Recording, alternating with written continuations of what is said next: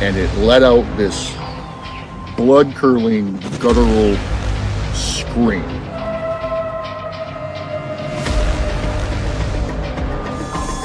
On the side of the road, he sees a deer carcass and something eating on it, which he thought was a bear. And as the lights hit it, it stood up.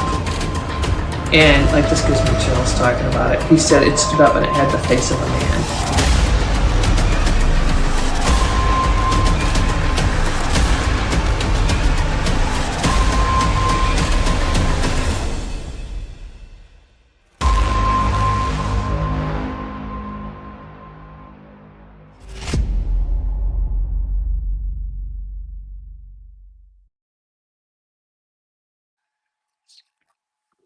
Hey, everybody.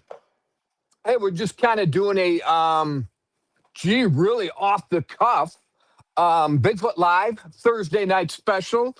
Yeah, so I'm going to get set up right now. Very unexpected, so we're a little bit unorganized.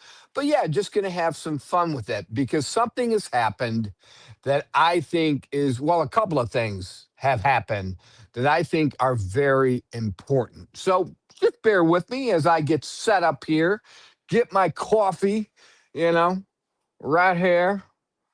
I like my coffee black with a little bit of skim milk.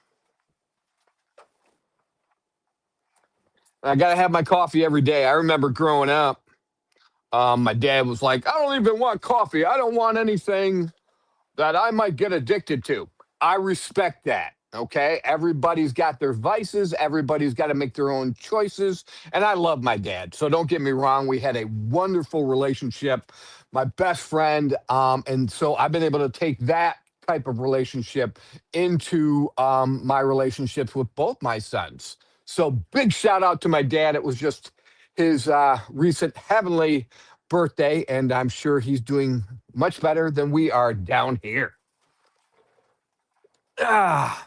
All right, so I'm just trying to get all the platforms rolling. Like I said, this is very unexpected.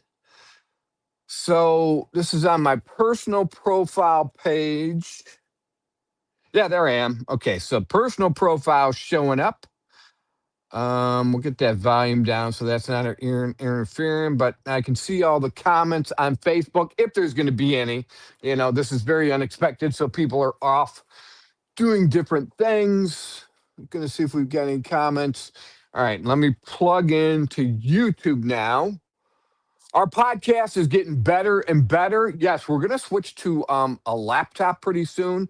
And people like Rick Stiltner, hey, thanks for being patient because so many people have pictures they want to share during the podcast show, and you really can't do that, on cell phones unless I'm holding it up to the camera. Like, there I am talking. So within the next month or two, we'll switch over to laptop, and then we'll just be better. And things are getting better in our studio. Everything takes time and money, and so that's just been it.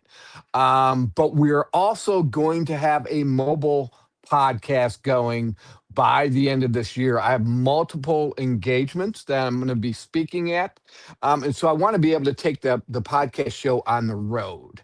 And speaking of multiple engagements, all right, we're going to see if I'm up on YouTube yet. All right, Bigfoot Live, Bigfoot of America. If you haven't noticed, we're still Bigfoots with an S. The website is probably under construction now. We're going to be holding off on that for a couple of months. We're handing that over to some new people. So that can just be, I'm not doing everything. So I've got to, as Bigfoot of America and Bigfoot of Michigan TV series expands, I'm going to be handing some of these duties over to other people. So somebody else, another company will be running the website. So you'll be able to go to the website, schedule yourself for the TV show, or schedule yourself for the podcast show. If you want to be an eyewitness or if you want to give your account, whether it be on screen or off screen. And that's another thing. Something we didn't really realize is turning into a big thing is the Dogman prophecies and the real or fake shorts that we give. And so if you want your account, whether it be Sasquatch, Dogman, UFO, or anything paranormal, you want it read live on the air, we can do that as well. And we've been lining all that stuff. I've got a few more to read. Oh, you know what? I might be able to pull one of those up today. I owe somebody because I missed them for last week. All right, let me get plugged into YouTube here. All right. But I hope everybody at home is doing swell. I like that word, swell. All right, so that says live for watching. Maybe I'm supposed to click on that. Hey, there it is. All right, I am up. I'm up and rolling. It's delayed, so it's so funny to see everything on all the devices rolling. Hey, there it is. All right, I got to turn that volume down so you're not hearing it. So the main reason we're not doing the Bigfoot Live tomorrow night is because I will be on the road to the Georgia Bigfoot Conference. I'm going to be speaking there as a member of, hey man, my best friends, the NCI group, great group of guys. Yes, I have a lot of best friends. The whole NCI group, all my moderators, yes. We are so thankful for being a part of the NCI team, the North Carolina Investigators. So I'm going to be part of that team speaking at the Georgia Bigfoot Conference Saturday, March 21st, in Clayton, Georgia. And I believe there's a link on Facebook. If you just look up Georgia Bigfoot Conference, you can find all the information there. I'm not real familiar with the tickets and all that. But yeah, so I will be there Saturday as a member of the NCI group speaking at the conference. So yeah, there'll be other people there. Jessica, the cryptid huntress, is going to be there as well. Other people speaking. Yeah, so going to be a big fun time. I'm going to try to get a hold of a friend of mine who from Alabama, Jeff. If you're listening to this, I got to talk to you. He's heard about I think last year or the year before, there was a Bigfoot walking down Main Street in the middle of the night in Huntsville, Alabama. So not too far away from Clayton, Georgia, but wanted more information on that. All right, we're up and running. Hey, Brenda Goodwin, I see you chiming in there. George Lunsford is watching. Of course, always get his books. We're going to make some video with the NCI guys down there at the Georgia Bigfoot Conference. I'm bringing all my gear just to do a nice promo video, but probably live videos as well. So stay tuned for those on Saturday. George Lunsford says, hey, brother. Thank you, George. I appreciate that, man. You know, it's hard nowadays to find what we call good people. And I'll tell you, the first time I was on the NCI show, I'm like, oh my gosh, these are good people. So yeah, so I made a choice. I asked them, hey, can I be on again or whatever? And so I got to know them. And since then we have become very tight. So we're not only doing the Bigfoot, the Georgia Bigfoot Conference Saturday, but we're also going to do an expedition that night. And I believe it's the same location. And I still have that video. So I'm going to make a big video compiling the two expeditions. We heard the whoops. It was amazing. As soon as we stepped out of the car, there was activity. So excited to get back to that location, do another expedition.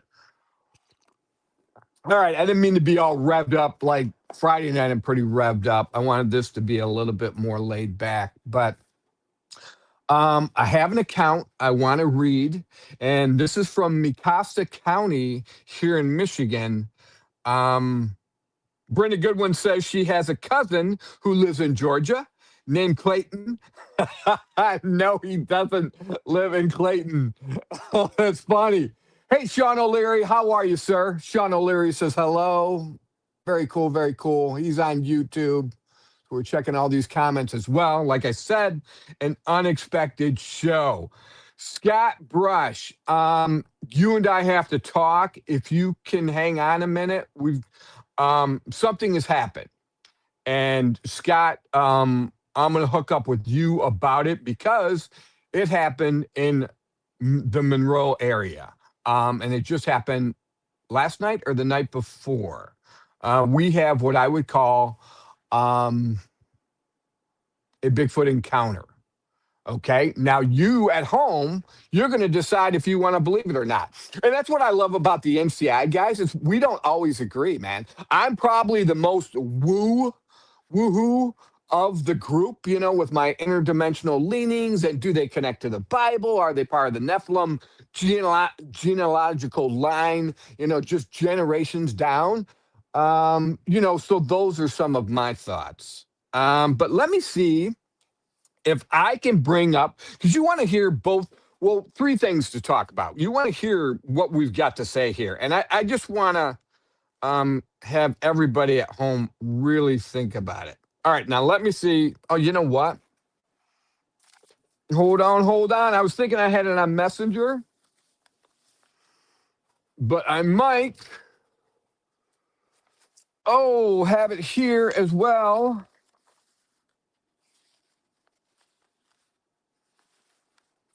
Where did she go? Mikasa. I have so many papers everywhere. I'm going to get more together. Oh, you know what? Is she? Hold on a second here, people.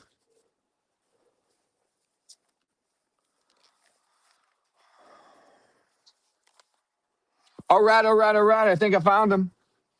Well, first of all, we are going to have Samantha Leifker, the author of Born Awakened, next month on the show. And we're talking about, what do you call that? Astroplaning, where you travel. You're able to go from your body staying here, but you're going to Texas. So we're going to talk to her about that. So that's going to be pretty exciting. Oh, man, I can't. Oh, is this it? Hold on. I think I found it. All my papers. Yes, here we are. Very cool. Very cool. That's how many. So you saw what I just went through. 1, 2, 3, 4 or 5 different piles I got around here. Like I always say, when we started this, we weren't sure if we were going to have enough information to have 2 seasons. I have stacks of stuff I still haven't gotten to yet. Hey, Nora, have the best time this weekend. Hope you, Deanna Rickshaw, what's going on? I hope to see you too. We have got to talk. So everybody at home, Nora has had a fairy sighting, and I hope she doesn't mind me telling you all that, which is very similar to my fairy sighting. So before we release Nora's season 3 sighting, her Bigfoot encounters, all that, and Deanna's Bigfoot encounters, both of them saw Sasquatch walking. This is in one of our upcoming season 3 episodes. Up there in Beaverton, Michigan, they saw one not too far off the road walking. Well, Nora has had some fairy activity as well. And for me, because of my fairy sighting here in the thumb of Michigan, Gladwin is not too far away. And to have another fairy sighting up there, it helps connect the dots. So, Nora, Deanna, good to see you. Yes, going to have a wonderful time this weekend. Can't wait to get up there. All right, but last week, I did not get a chance to read, I believe her name is Angela. And think Mecosta County in Michigan. So I'm going to go ahead and read this. And now these go back a few years. It goes back all the way to 1998, but the most recent county sighting is like December 2020. So her first encounter is my current boyfriend and I, at the time, were driving around the property, down the dirt roads, midday, about 2 p.m., with windows down, and we heard loud whooping sounds that gave us chills down our spines. This was not any ordinary bird or owl. It sounded very ape-like, and we ended up getting scared and leaving shortly after, and both agreeing that it was time to go. Now, this is property that they've had longstanding property throughout their generations of their family, and so this is not the first encounter. But the recent one, the December 2020, she starts off like this. We're returning from going into town. We took the dirt roads back to camp. The cows are on the right, and we're uneasily stomping and mooing around, almost like they were dancing. I asked my father to pull over so I could video the dancing cows, just kind of joking about them. And as we were sitting there, a few hundred yards away at the bend in the road, a large, at least 8 foot tall, definitely 400 plus pounds, black Sasquatch or creature type seemed to just kind of glide across the road. Now, we've been talking about this lately. We've been talking about the recent Ohio Bigfoot sightings, and we'll get back to this in a moment. But, if you haven't seen the last week's Bigfoot Live, and even on NCI show, we talked about a little bit. We talked about at least somewhere between 8 and 10 encounters in Northeast Ohio, and then kind of down to the middle of Eastern Ohio. And then even over, there is a honorable mention, I call it, in Cuyahoga Falls, where the one was very human looking. But they're all around March 7th, 8th, 9th, and 10th. If you follow Jeremiah Byron, he's been on Newsweek. He's been all over lately. Blurry Creatures, all of that, talking about what they call a flap of sightings. Now, I just understand that as a group of sightings, but they call it a flap of sightings. Now, I was just watching another video by Ronnie LeBlanc. Ronnie is talking about, I didn't know about this until just a few minutes ago, so hopefully I get a lot of this right. Around the same time as the Bigfoot sighting, there have been what is described as fireball type sightings in the daytime, and multiple fireball sightings, and even one notable one. And so same time of day, same location as the Sasquatch. One notable fireball, and I guess there's a sighting in Texas as well, and 20 states or something were able to see it. I'm trying to remember everything Ronnie LeBlanc saw. So go follow him, get the information of what he said. Follow Jeremiah Byron. Check out, the Bigfoot Mapping Project, our Bigfoot Live from last Friday. We talk about all the Ohio sightings. But these fireball sightings, and even one notably, changed course or direction. So daylight sightings, multiple sightings by multiple people in multiple states, fireball sightings, and even one of these changing direction, and notably in the same areas all the Sasquatch sightings. Now, me, Sherry Adu, Brenda Goodwin, all of our friends, we know here in Michigan at least, all of a sudden, once March hits, you start getting activity. We've had it, of course, the most notable in Monroe, or that's the most popular. Here, I've got people contacting me. Jerry Lynch is contacting me. Hey, we've got another sighting in Croswell. All of this correlates to the Black River, the Bigfoot Triangle I've been talking about for years. I've got my other eyewitness west of me who wants to stay anonymous. Multiple sightings lately as well with that cinnamon-colored Sasquatch. He got surrounded by, 3 black ones? So 4 or 5 Sasquatch he recently got surrounded by. So all of this is not a big surprise to us here in the Bigfoot world. It's just more activity of what we know already exists. So if any of you at home have seen the Patterson Gimlin, supposedly there's some kind of documentary coming out that is saying it debunks the Patterson Gimlin film. Yes, I want to check out that documentary. I haven't seen it yet. I think it was released today or maybe tomorrow or something. For me, everything I'm seeing so far, it just looks like clickbait. People trying to get attention. Now, if they've got some wonderful evidence, then let's see it. But let me tell you something. As an actor, all right, I'm going to throw in my knowledge.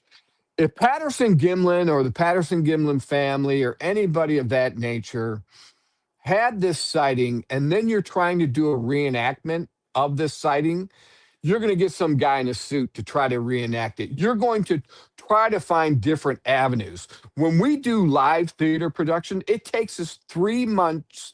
I did a Broadway show for Broadway people, and it took us 3 months of almost every day to workshop this live theater production in order to get the blocking just right, in order to get the shot. We got a camera crew there as well. filming everything, every line you say, everything is being dissected.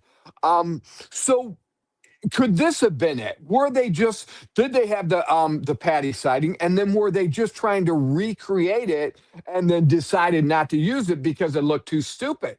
That happens all the time. I want to do like a kids movie, a kids film with Bigfoot. But I haven't found a good enough Bigfoot costume. Hopefully, my friend Daniel Phillips out there will be able to get something together and we can have a realistic type Bigfoot to make a fun, loving children's movie out of it, but it won't be sold off as real. We're not doing the CGI thing here. We're not doing the AI thing here. We're going to try to keep it clean here at Bigfoot of America and Bigfoot of Michigan, and of course the NCI show.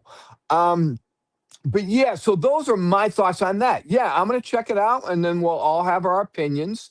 I'm leaning already from everything I'm hearing that it was some kind of workshop or rehearsal to try to do a reenactment for the Patterson Gimlin film, to reenact what they actually saw. Because if you watch some of the breakdowns, like Cabin in the Woods, I just released one, a breakdown a couple days ago, and it's amazing. And you go, well, how can Patty not be real?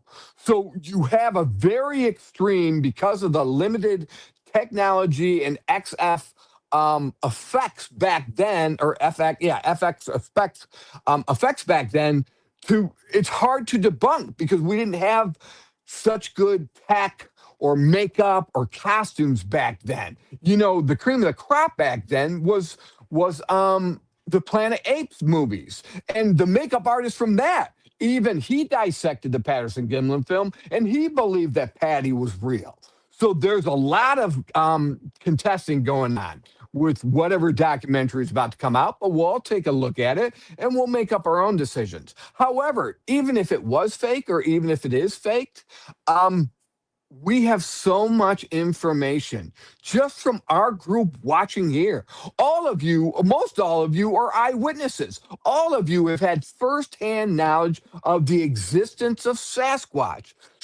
So yeah, it's not going to get debunked with us. You know, I posted a picture recently of Scout, multiple footprints, all of that, to other Bigfoots. We've got Scott Brush down there with Urban Bigfoot, all of that, okay? But yeah, go back and check out Ronnie LeBlanc and what he has to say about these fireballs and how they may connect with the Sasquatch sightings, with even one of those daylight sightings of a fireball, multiple eyewitnesses, multiple states, even kind of change course or direction. So is that a connection, and in the same geographical location as all the Ohio Bigfoot sightings recently? So is there some kind of intergalactic or extraterrestrial connection to the sightings of the Sasquatch last week in northeastern Ohio? So fantastic. I wanted to say all that. Now, I hope George Lunsford is still watching. All right. I love Razin. We go back and forth all the time, and I respect them guys. But fun a location in Monroe, and I'm going to be out there tomorrow taking a look around. We've got a small window to go before I head down, so I'm basically stopping off in Monroe County, Michigan, and then going down to the Georgia Bigfoot Conference. But we've had what I would call a Bigfoot encounter, and it is from my girlfriend, Laura. Everybody knows my girlfriend, Laura. Her daughter, Brittany, has had an encounter, and I'm going to go to that location tomorrow. It is a known location where Bigfoot sightings have happened. We know the 1965 original sighting of the Monroe Monster, and then last year's sighting between a father and a son who were both fishing, and the Sasquatch jumped out of the tree and then ran off up over the railroad tracks. The dog chased it. They said it moved so fast you could barely see its legs. Well, in that same general area, I'll be out there for an hour or two tomorrow. My girlfriend's daughter, Brittany, wanted to go, I heard there was a sighting over here. I've got some extra time to blow. I'm going to take a drive. Yes, it was 1 a.m. And I understand the way Brittany works her shift. Like I work at Ford Motor Company. We do midnights. She says, hey, I'm off work. I got some time to blow. Didn't expect to have all this time on my hands. I'm going to head down this one particular road that Bryan told me to go down. She went at night, 1 p.m., 1:30 a.m. No, 1:30, yeah, 1 a.m. to 1:30 a.m. I'll get the exact time tomorrow. We're going to do a little bit of a reenactment tomorrow. She's driving down the road and she goes to put on her brights, from my understanding. So she's got her normal headlights on. She goes to flick. Now, normally she's got a Chrysler minivan. Normally, when it gets too dark, those brights automatically come on. And I know that. I've driven that vehicle before, all the grandkids. Normally, those brights come on themselves. She's heading down this road. The lights do not come on, the brights. She tries to get them to work. They are not working. Then what happens? She has what I call, or what we all call, a mind speak experience. She hears a voice so prevalent in her head, in her mind, that she responded to it. So she's driving down the road. Her brights won't come on. She's like, what's going on? How come my brights aren't coming on? Messing with that. And all of a sudden, she hears a voice in her head say, turn around. And she said it was so loud and clear in her head, she responded to it on a natural instinct way and said, where? I can't, it's the woods. And then she said, you know what? Bryan told me about all this. We've had a sighting here last year. I'm getting out of here. So finally, she went up and found a spot to turn around and got out of there. She got a little bit nervous. Now, the question is what we're trying to do with the reenactment is, were they out active? Were all the Sasquatch out active in these wetlands? I'll give you that hint. So she's driving out there. They realize, and she also said, okay, here we go. She saw a creature in the road. I'm so sorry. Almost forgot. Now, I've got to get out there and I want to hear everything from Brittany again. So she's driving her down this road into these wetlands, this preserve. Her bright lights aren't working. She tries to get them to work. All of a sudden, she hears a voice in her head, a very prevalent, loud voice say, turn around. She's so prevalent, she even tries to answer. Well, where? There's no place. And then she sees a creature that she said it's either zigzagging, or I was asking the question, was it standing there and doing the cliche Sasquatch swaying thing where they stand and they sway back and forth? So I got to find all that out tomorrow. What happened? Okay, so your brights wouldn't come on first. Okay, so then you heard a voice in your head that said, turn around. And then you responded like, where? There's no place to turn around. And then you saw the creature. So did it happen in that chronological order? And then the question is wait a minute. Were they telling you to get out of there in a sense of, hey, get out of here, we want you out? Or were they trying to trap you, to get you to turn around and get stuck, or trap you? So that's the dire side of the equation, which I doubt. I doubt they're trying to trap her, eat her, all that crazy stuff you hear once in a great while. More than likely, they're just trying to shoo her out of the area. So I'm so excited. We're going to head out there tomorrow afternoon, get to that location, do a reenactment of what happened, hopefully do a little bit of a video, inform everybody at home, and then we're going to see my granddaughter do a performance there at the River Raisin Theater show, and then we're going to head down to the Georgia Bigfoot Conference. Sherry Redu, I'm going to bring you on. Hey, how's it going, Bryan? How are you? Good. How are you? I'm good. Unexpected podcast show, but because I owed this lady to read her account, which I got to get back to here in a moment because I didn't finish. And then this mind speak, we have what we call our sightings, right? Mm-hmm. But then we also have what we call encounters, where you might not actually be able to see the Sasquatch standing there, but you have an encounter. So I've got to dissect tomorrow. Was this a technical issue where her bright lights wouldn't work because of the Sasquatch? Did they make her bright lights on her vehicle not work? Then did they mind speak to her and tell her to turn around? Is what was said. And she, so prevalent in her mind, she said, where? You know, like as if answering someone who was right there. And then did she see a Sasquatch? I mean, hey, was it? I mean, there's, to my knowledge, there's no bears in that area. Well, sure, Mm. there's deer. You know, was that a creature being a buffer? Was that a watcher or a scout kind of shooing her out of the area? So, yeah, I wanted to share that information today. Wow. And then what I've heard about the Ronnie LeBlanc is talking about these fireballs, and could there be some kind of correlation to all the Sasquatch sightings? And then we got the Patterson Gimlin possibly being debunked, all this crazy information going on. So I just wanted to get on here before we go to the Georgia Bigfoot Conference. How you doing? What's on your mind? I'm going to shut up. Go ahead and talk. Well, interesting that they upgraded that meteor up to a asteroid at Okay. Ohio. And I had made a comment that it was interesting that those Bigfoot were on the move before all that was coming. Did they have any kind of intel on this as it was, orbiting around here? Oh, So, that's right. I did see that. Was that last week's show or the chat? The correlation is like, well, yeah, maybe the Bigfoot were sensing it like animals do, and we're yeah, getting out of Dodge. yeah, Oh, you're right.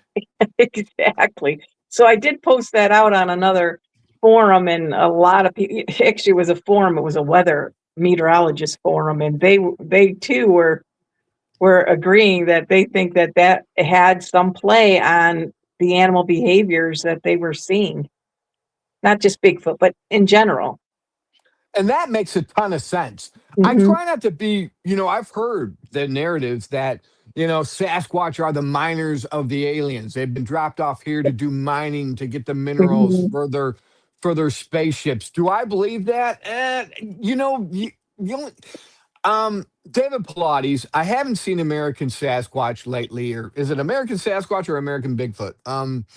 He's the only guy who's really going to sell me on a bunch of this stuff to that extent that they're extraterrestrials.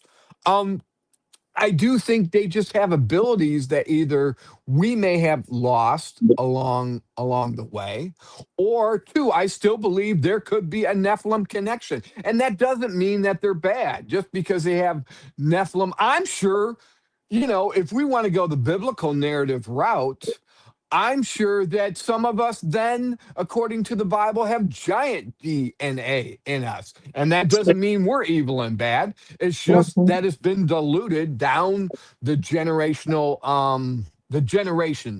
of the species. Well, Brenda and I were talking about this because they had marked a specific type of DNA blood type that was called RN, as in Nancy. And Mm, that mark is rare, but they don't know where it came from. And yet they're finding it in humans. really? Yeah. So that's another interesting avenue of, I think, of a black hole that I think you could go down into and say, what is this mark in their DNA that's causing a new blood type called RN? And Interesting. it's very interesting, and they're finding it more and more. So who are these humans and what are You they know, mixed with? Yeah, see, and that's the thing, and that's what I love about George Lunsford and the NCI group, and you and Brenda, is we get to brainstorm all this stuff, Hmm. and then like when I get too woo, you kind of bring me back down to earth. That these, what's the old saying? We only use what 2/3 of our brain or whatever. It's like, hey, there's a lot of information out there that we don't know. Hey, let me catch up with all the comments on Sure. YouTube. So Brenda Goodwin, Jim Ingram are watching. Scott Brush says, "Hey man." So Scott, hopefully you stayed on and you heard what I had to say about Monroe. So I'm going to get down there, do a quick video tomorrow. Dennis Dean, one of my most wonderful sources here in the thumb of all the old stories of Sasquatch. Great friend, Brenda Goodwin, watching the NCI podcast. Oh, thank you. We're great. George says, thank you. Going down. Enrique, some of those sounds come from bobcats. They sound just like Sasquatch. Yes, we are aware of that, Enrique, and are able to distinguish between a lot of these sounds. That's one thing you got to do is be able to identify footprints and different sounds so you don't think everything's a Bigfoot. I agree, but some are definitely, not bobcats. Hey, Cito, what's going on, buddy? Michael Miro's watching. Mike, man, I'm still hip to getting together with you this year. Yeah. So good stuff. Nora and Deanna. All right, cool. So we're caught up with that. But yeah, it's very strange, isn't it, Sherry? How all of a sudden, there's like this huge narrative almost to debunk the Patterson Gimlin film, like a very concerted effort. It's like, is this another cover up that's trying to go on? Is this another thing trying, oh, you guys are just crazy, trying to dismiss all this stuff? There's too much information out there now. There's too many eyewitnesses out there now. Yeah, absolutely. And there's so many videos of these Bigfoots and even other cryptids. But understanding too, there's no, it's impossible to say they do not exist when you've got so much evidence. And yet they want to shun the evidence. They still want to shun it, no matter what. So Yeah, it just boggles my mind. I don't understand the objective of just ignoring it or saying it doesn't exist. I don't get it. I did release a cabin in the woods or promoted one this past Mhm. week. In that video, it makes some very compelling points. Okay, if they do exist, so to speak. We know they do. Mhm. Do they have rights? Then, if you pull into, then if they have rights, how accountable is the government? So that's number one. Number two, if you talk about the logging industry alone, all right, you think about like they had, was it the spotted owl or something? An Mhm. example of when they found an endangered species that suddenly they could not touch, the logging industry could Yeah. not touch thousands and thousands, probably even millions acres of land. So if Sasquatch are real, and we believe they are, and where we point out in this particular show is that there are way more of these creatures than you would ever think there are. They are just so elusive. They move mainly at night. It's very difficult to get a beat on them. Mhm. So you throw that into the mix with the logging industry, the logging industry would basically shut down. They would not be able to touch very many forests, and that would just take a tank. And then I forgot what Cabin in the Woods said, but the percentage of the the gross national product, the economy depends on the logging industry is whatever 0.25%. Of course, it's not a quarter percent of our economy, Mhm. but it's a huge part of our economy and jobs and all of that. So Absolutely. they're afraid to get into that mix. And then you talk about the cover up of the Smithsonian as well, and then the whole Grand Canyon theory of a civilization of giants down there Yeah. as well. So there's a Yep. lot of unknowns, and probably the government just doesn't want to touch it with a 10-foot pole. And let me get a drink real quick. Here's, though our performance, and whether you agree with these wars or not, the Iran war, Venezuela, everything that's going on in the world, that's not my point to bring this up. I want to point something else up. Though we have been very proficient in our military activity lately with everything that's going on in the world, it looks impressive. But I want to point out, like, when I go to work, or it's just the idea that it's hard enough to get your butt to the store to get bread and milk every day, um, than to be able to handle the subject of Sasquatch. So what I'm saying is, I'm not letting the government off the hook. What I'm saying is, the government's got so many coals on the fire, they probably don't even have much time to deal with another subject of Sasquatch. They don't have the time to make it a big deal. But then there's a flip side of that. We can talk forever. You got the Joe Barg encounter of the dog man, and he shoots a dog man, and then he's pulled aside or gets cornered in a way station, and they say, "Hey, you killed one of our assets." So Mhm. wait a minute. Is the government knowingly covering this up to keep it in a super soldier type category, or do they just not have time to deal with it? And I guess that's my point. So there's a Well, lot of different thoughts out there. Go ahead. you say government, which government you referring to? Ah ha ha! Bingo. Alien government, right? Yeah, the government we don't know Because about. Yeah, we've got the government on exactly. TV, but then you've got Yeah, the whole government behind the curtain. you got it. You got it. And that Men in Black,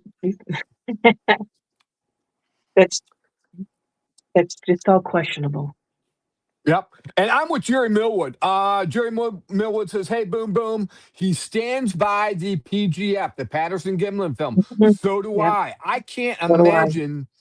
I can't imagine that thing being faked. And then with my knowledge of what it takes to put on a live theatrical performance, or when you're trying to rehearse to film something and you're running through your the shot list and you're running through your blocking and everything, they could have been just trying to do a reenactment of what they saw with this guy in the costume. And then once they got a film, they realized, okay, this really looks stupid. Let's not go through with it. But yeah, I'm with you, Jerry Millwood. I stand by the PGF as well. Enrique says, "Brian, what will you do if tomorrow you see a Sasquatch and comes at you with anger because you are on his turf?" Well, that's a good question, Enrique. I'll let you know when it happens. How's that? Yeah. We we never know till it's happened. But Enrique, just so you know, I've been surrounded for sure once. They've been close to me 2 to 3 other times, and all those times they haven't killed me. When they could have killed me, they haven't. More than likely, they just get upset and want you out of their area. But yes, I do have my bear spray and I have all that, and I'm not out to kill a Sasquatch. I've had good relationships with Sasquatch, but that's all I can say right now. Enrique, we can actually talk in private off the show. But yeah, I'm not out there to kill one, and I'll just, you put your eyes down, you don't get eye contact, and you move out of the area. Hmm. But yeah, that's it, man. That's it. All right, let me finish because I felt really bad. We got so busy last week with all the Ohio sightings that Angela, I want to finish her account. So December 2020, while she was returning from going into town, they took the dirt roads back to camp. The cows were on the right. And remember, the cows are mooing and they're stomping, they're very agitated, very nervous. So she asked her dad to pull over to take a video of the so called dancing cows. And as they were sitting there, a few hundred yards away in the bend in the road, a large 8-foot black Sasquatch type creature seems to hover across the road. Now, I wanted to point this out because this correlates with 3 of the sightings. This is my log of all the Ohio Bigfoot sightings. 3 of the sightings where the eyewitnesses recently here in northeastern Ohio stated that the Sasquatch walked like they were walking on stilts, kind of. So you ever see somebody walking on stilts? It's almost like a slow type deal, and it's almost like they're hovering. So the same kind of thing happened with Angela. So this 8-foot, 400 plus pound black Sasquatch hovers across the road, walking upright on 2 legs, no face, no neck, and she couldn't see the eyes, but there was no neck, she points out. And it seemed like it was just gliding and then disappeared into the woods. Um, she Here is another connection to what's going on tomorrow when I get to the location. So Brittany, Laura's daughter, Brittany, her her her electronic, so think electronic, her brights wouldn't work. Then she heard the mind speak, was told to turn around. And then she saw something in the road. It could have been a buffer, could have been a scout, could have been a watcher. But she says, Angela, going back, this thing was gliding and disappeared into the woods, and she couldn't figure out why she couldn't get her phone would not record. So so none of the video she was trying to take recorded, even of the cows. It just seemed like her electronics were not working. So, like she says, as if something disabled my phone. I will never forget this trip and the legendary Bigfoot we saw. My dad and I still talk about it today, and we still just giggle. And they said we did go to the location, and there were no tracks to be found. We are certain that it was not a bear or a person. All of these encounters, because there's been multiple, have happened in Mecosta County. I got to look that up. Mecosta County, Michigan.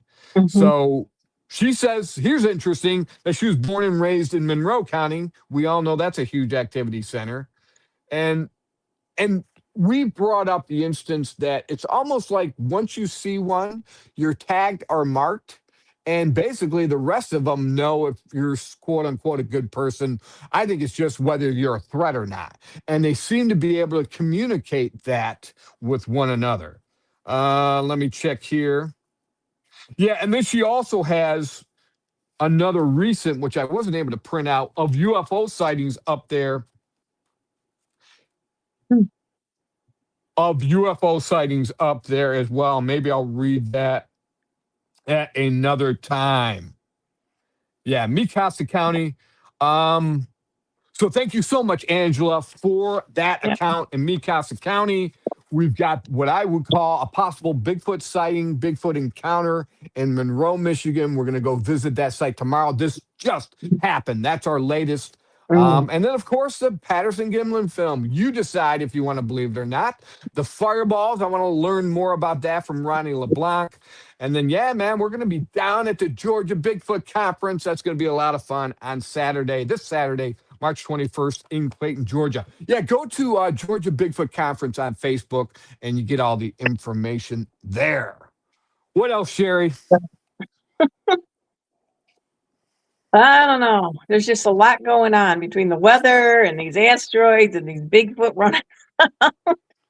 Oh, you're right. You're right. Right here, Dennis Dean says the government and state have dealt with the subject by creating federal forest land and state game areas. You know, he hits the nail on the head because I just had it in my hand.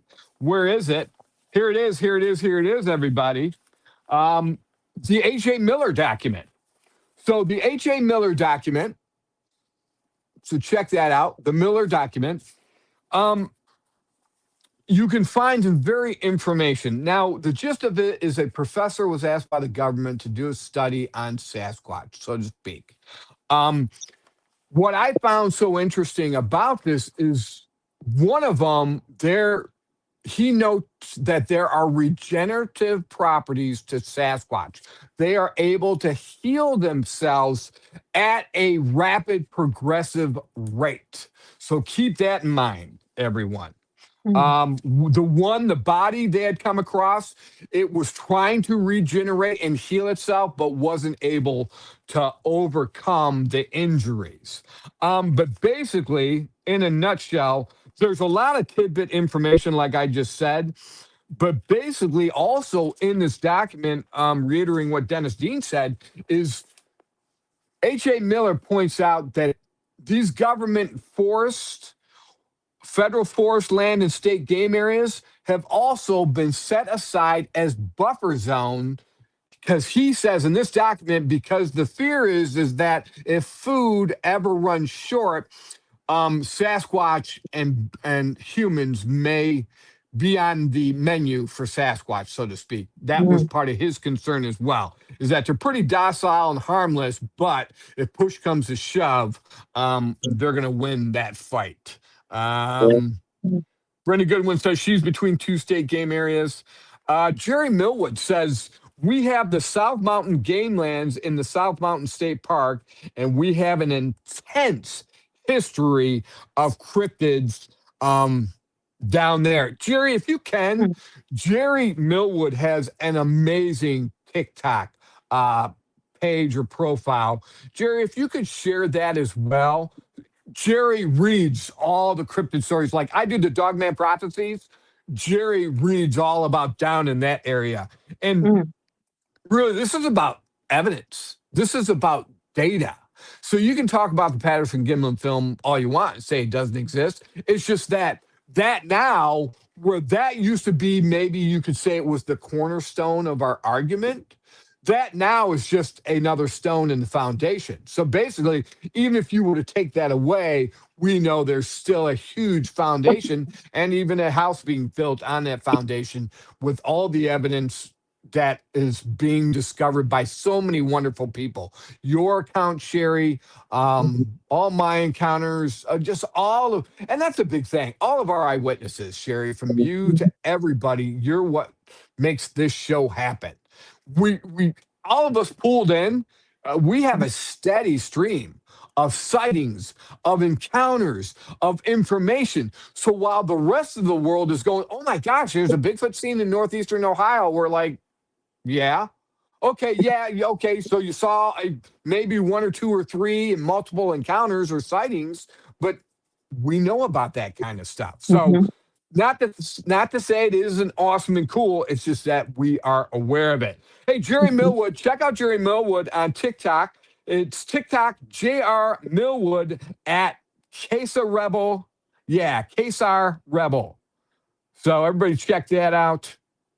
Rebel's Dark Tales of Appalachia. I'm getting better as a Yankee man. I get scared because they say it so Appalachia or Appalachia. No, it's Appalachia. We say Appalachian Mountains or Appalachia, and they're like, no, it's Appalachia. So yeah, I'm gonna go down and have a good time. We have that instance of me ordering coleslaw at the Bojangles because I didn't know what a fixin' was.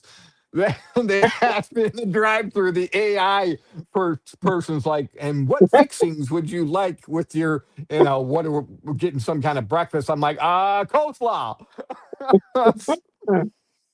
So anyways, Tobias Trevor says, paranormal FPV in the house.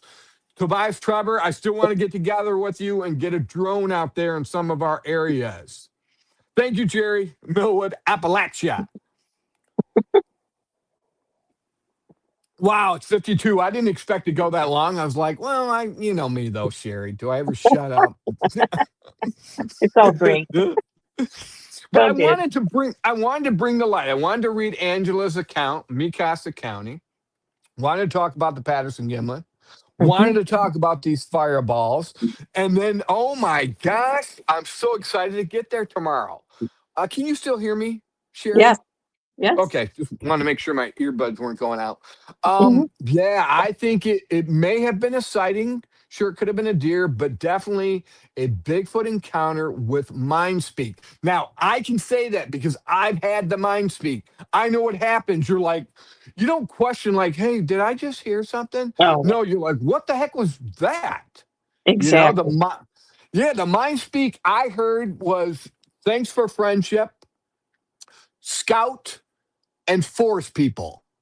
It was saying, thanks for friendship for all the gifting I did. I'd asked what their name was. They replied, their name was Scout. And then they knew I referred to them as Bigfoot, and they wanted to correct me and say, we'd like to be referred to as forest people. With that said, Sherry, we know that there are so many different types of Sasquatch out there that some are, like Daryl Denton says, some are more like the wood booger, where they're more animalistic. But then you have the flip side of that coin, where he was in close proximity, even touched one, very human-like forest people. So, yeah, very cool, very cool. Thanks, Dennis Dean. We're about to wrap it up here. Dennis Dean says, good show. We appreciate that, Dennis. We always want to try to keep the information flowing out there and getting around to everybody. And Nora Scott, Deanna Rakeshaw, can't wait to meet up with you. It's up to you, Nora. And if I blew it and mentioned the ferry, and maybe I shouldn't have mentioned it, for me, it helps me because every so often I'm like, man, I can't believe I've seen a fairy. That reality, So I would love to get your account, even film it. We'll add that to your episode. And hey, everybody, these cryptids exist. And that's what blows my mind is the stuff we thought were just in our children's fairy tale books. Many of these are actually real. So which ones are real and which ones are just fairy tales? But that's another subject for another episode. So, hey, everyone, thanks for tuning in. Oh, one more thing. Let me grab it. Tomorrow, please. I recorded a wonderful episode with an author and illustrator. His name is Kev Lestarge. He is from... If you go to Instagram, he's on Pine Shadow Design on Instagram. Look him up. But Kev Lestarge wrote this great book called Billy Finds a Bigfoot. He's an author and an illustrator, like I said, and I recorded a wonderful show with just a ton of information, and that gets released tomorrow at 9 a.m. on our YouTube channel, but I will release it here on our Facebook channel probably around 7 p.m. if I can, to kind of have it correlate to fill the spot where the Bigfoot Live show would have been. So anyways, Kev Lestarge, Billy Finds a Bigfoot, that's coming out, will be released right here tomorrow. Anything else, Sherry, before we wrap it up? We're good here. All right, cool. Hey, everybody, thanks for not being afraid to talk about this stuff. So stay tuned tomorrow. I'm going to try to do a quick live show. It all really depends if I have phone reception. If I don't have phone reception in this area, which is a common quality when finding areas where Sasquatch exists, is you don't have phone reception. They seem to be able to pick up on that or sense it, however they do. But I'll try to do a live video. If not, I will record something and then release it later.